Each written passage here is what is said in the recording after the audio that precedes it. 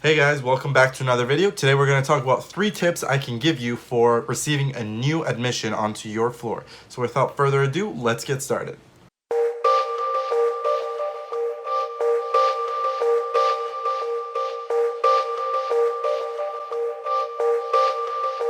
Alright, so the first thing that you want to focus on when you get a new admission is to search up the patient onto the computer, whether it's their chart, and see their orders. Orders are so important for nurses, right? That's what we can do. What are their parameters? What are they coming in with? And what can you do about it? If they're coming in with lower GI bleed, for example, they're having nausea, they're constipated, or whatever the case may be, what are the interventions that the doctor has provided for you? What are their medications? Are there medications? If you see there, for example, their chart and you look at their vitals, are there interventions in place for you to make a difference to those vital signs? What are the symptoms and what are the interventions you can provide? You need to identify those very early on so you can provide quick, immediate interventions that will help the patient right away. And the earlier you do that, the faster you get the orders and the better you're able to provide care. All right, so the second tip I have when receiving a patient is to identify what their mobility is.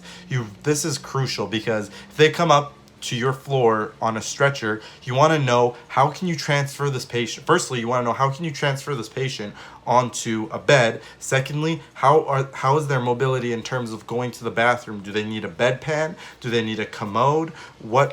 How do they go to the bathroom? If you have no idea, you can possibly put them at a risk for falling, and that's never good, right? So you always want to make sure you know what their mobility status is and ask them, what is your mobility status at home? Even if the nurse from Emerge gives you a report, you want to know how have they been doing it at home, and has this changed? Do they feel like it's been changed?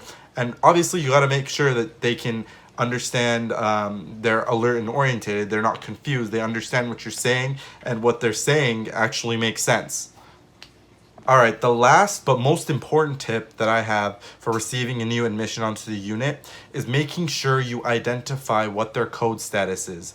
Code status is possibly one of the most important things for a patient when they're on your unit.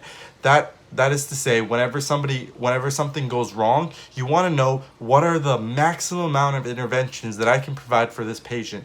That is so crucial, guys, and a lot of people actually forget that. On my unit, there have been times where the code status isn't defined.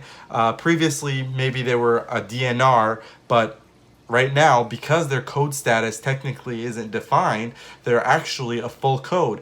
And if you're a full code, obviously we call the code bell and a whole bunch of people come in, only to find out that, oh, this patient's code status hasn't been updated. That's why they're a full code. And it just makes you look bad. It makes the whole unit look bad. It makes the manager look bad. And lastly, it just makes the whole experience of bringing everybody onto that bed useless, and it wastes everybody's time, and that's never good, guys.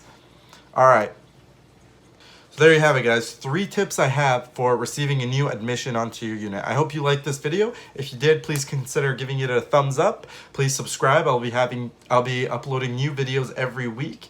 And lastly, please leave me a comment. What do you think? What tips do you have for receiving a new admission? What are your stories? Have you had really bad stories about getting an admission and you didn't look at the orders and you realized the patient's actively in pain but you can't do anything about it?